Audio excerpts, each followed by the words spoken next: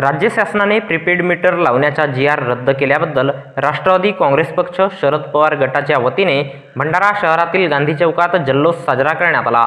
राज्यात प्रीपेड मीटरची सक्ती होणार असल्याचा जी.आर. राज्य सरकारने काढला असताना याचा विरोध प्रत्येक जिल्ह्यात करण्यात आला। भंडारा जिल्ह्यात देखील फेब्रुवारी 2024 मध्ये राष्ट्रवादी काँग्रेस पक्ष शरद पवार गटाचे भंडारा पवनी विधानसभा प्रमुख अजय मेश्राम यांनी भंडारा शहरातील त्रिमूर्ती चौकात जिल्हाधिकारी कार्यालयासमोर उपोषण केले होते।